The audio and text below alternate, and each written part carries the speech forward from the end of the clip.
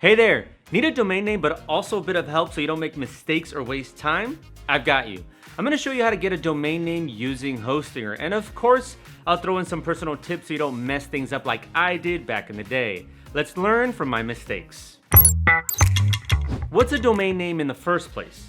Well, every site on the web has an address, but imagine having to type something like 192.168.1.1 every time you wanted to visit your favorite forum or meme site. Not fun, right? Also, definitely not memorable. Someone somewhere thought the same and came up with a solution.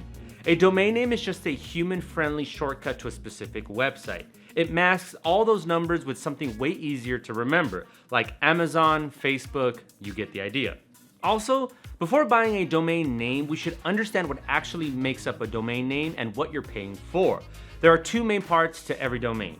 First, the second level domain, or SLD.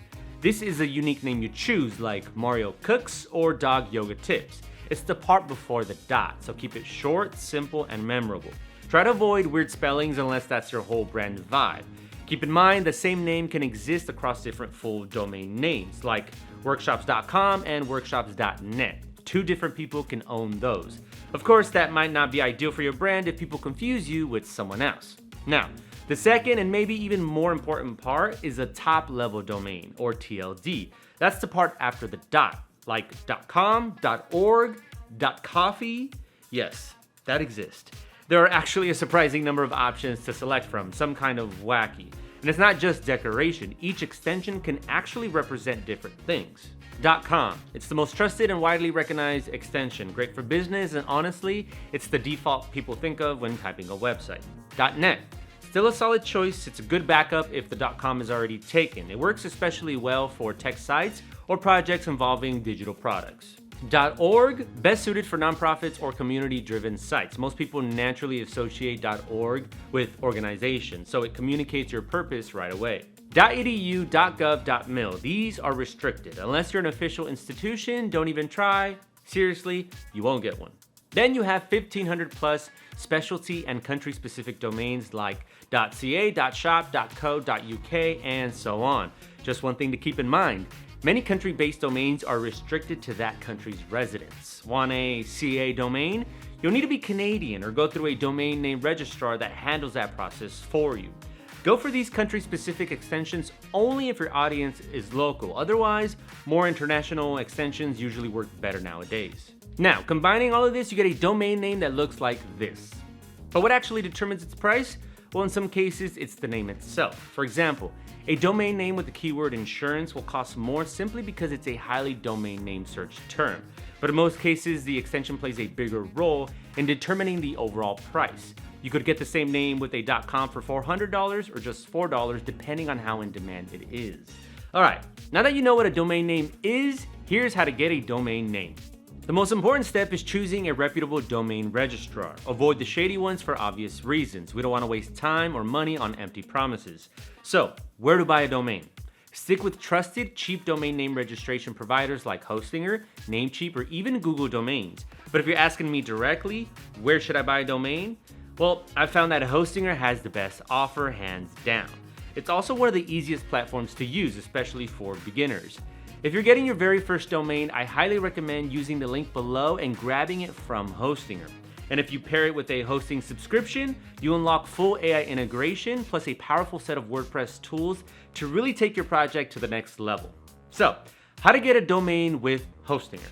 You probably already have a domain name in mind, but if not, take a few minutes to brainstorm some ideas.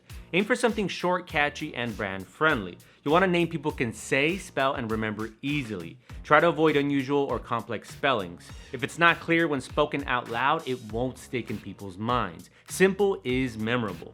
Now, just because you came up with a great domain name doesn't mean you were the first to think of it, so you'll need to check what's available. If we use Hostinger, again, the link's in the description, you can use their domain search tool to see if your name is free. Not only does it show availability, but it also suggests alternative combinations, AI-generated variations, and even categorizes extensions based on their purpose, like which are best for education or business. Be sure to compare pricing too, since extensions impact overall cost. And here's a key tip. Pay attention to both the current price and the crossed out one next to it. That second one is the regular renewal price. Most registrars, including Hostinger, offer a big discount up front. but after the first year, it jumps to the normal rate. Since your domain is a long-term brand investment, factor that regular price into your future planning. But what about hosting your domain setup? It's actually super simple, but here's what matters most. When you make the purchase, use your real contact info. Don't try to get clever with fake names or emails. That can lead to delays, suspension, or even cancellation of your domain. Also, if you're serious about keeping it, turn on auto renew right away so you don't forget later and accidentally lose it. Now, if the domain you want is already taken, don't panic, it's not a dead end. You might still be able to buy it from the current owner, but be warned, it's a more complex process that involves verifying ownership, negotiating a fair price, and transferring the domain securely. I'll drop a link in the description to a full guide on how to register a domain from someone else, just in case you're considering that route. Okay, I can't leave without sharing some personal tips. My main one is this: instead of just buying a domain name on its own, get a shared hosting plan that includes a free domain for the first year. With Hostinger, for example, you can pay around $40 a year and get hosting, a domain, a website builder, professional email, weekly auto backups, the works. Now compare that to paying $30 just for the domain somewhere else, and then having to figure out hosting separately, juggling multiple accounts. It's just a hassle. The best part? If your idea doesn't work out after a year, no big deal. Technically, you didn't spend anything extra on the domain itself. Just don't renew it and move on to your next big idea. Also, I highly recommend turning on the domain transfer lock. This ensures that no one can initiate a transfer of your domain without you first disabling that setting. Just a simple but solid layer of protection in case any shady folks have their eyes on your shiny new domain name. Now, remember earlier when I said Hostinger is my go-to for domain purchases? Here's another reason why. When you register a domain, you're required to provide real contact info, and that data is publicly available in Whois lookups. So yeah, spammers can grab your email or phone number and blow you up with junk. But with Hostinger, every domain purchase comes with free domain name privacy protection. That means instead of your info showing up, Hostinger's generic contact details appear instead. Domain privacy makes life a whole lot smoother and way less spammy. And yeah, that's it. Now you know what a domain name is, where to buy a domain, and how to avoid wasting your time or money.